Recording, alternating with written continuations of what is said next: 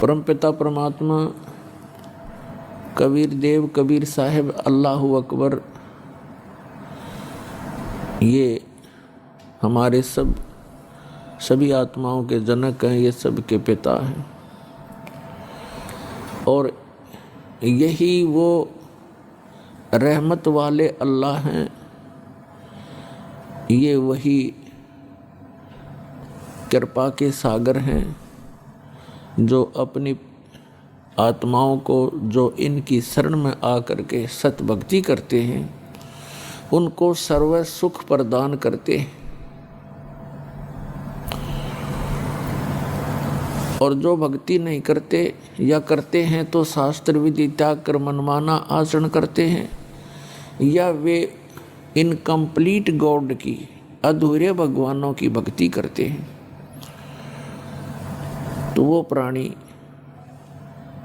मोक्ष प्राप्ति नहीं कर सकते। और उनका प्रारब्ध में यानी किस्मत में लिखा हुआ जो पाप कर्म है, जिसके कारण प्राणी को कष्ट होते हैं, उससे भी छुटकारा नहीं पा सकते। प्रत्येक प्राणी इस काल के लोक में 21 ब्रह्मांड में, ये आप पृथ्वी लोक पर रह रहे हो, ये भी काल के लोक के अंतर्गत आता है।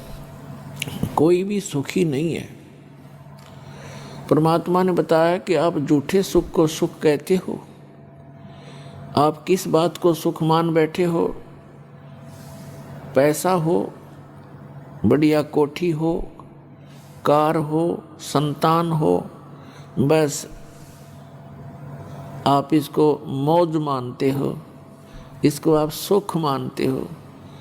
लेकिन आप भूल जाते हो बगैर तत्व ज्ञान के कि जिनके ये सर्व सुख थे, उनका किसी का पुत्र मर गया, किसी की पुत्री विधवा हो गई, किसी की पुत्री मृत्यु हो गई, और कईयों के तो परिवार के परिवार दुर्घटना में नष्ट हो जाते हैं। तो फिर कहाँ गई वो मौज? उस समय ध्यान नहीं आता हमारे को कि ये कैसे बिजली गिर रही है, क्यों तो हम मर रहे हैं, क्यों जन्म रहे हैं, इसके पीछे कारण क्या है। तो ये परमात्मा ने आके बताया, जो हमारे पिता हैं, और हम गलती से यहाँ आ गए थे इस काल के साथ मेला देखने, और इस मेले में हम भी चल गए, अपने परमात्मा से भी छुड़ गए। अब वो परमात्मा यहाँ आता है हमें समझाने के लिए कि जिस स्थान पर आप रह रहे हो, ये स्थायी स्थान नहीं है। ये तो एक मेला है। कोई 10 वर्ष रह सकता है, कोई 20 वर्ष, कोई 50 वर्ष, कोई 60 और 100 वर्ष। उसके बाद सभी ने यहाँ से जाना पड़ेगा। और यहाँ आप एक दूसरे से अस्थायी तौर पर जुड़े हुए हो, जैसे मेले में मित्र बन जाते हैं। आपका परिवार इतना ही समझो। तो वो आकर जब हमें बताना चाहते हैं, तो हम यहाँ इस काल के जाल में फंस चुके होते हैं। और ये काल एक विलियन है, खलनायक है। इसकी चेष्टा रहती है कि यहाँ मेरे जाल में फंसे हुए सभी आत्माओं को इतना भ्रमित कर दूं कि ये अपने पिता को पहचान भी ना सके। और इसने ऐसा ही कर रखा है।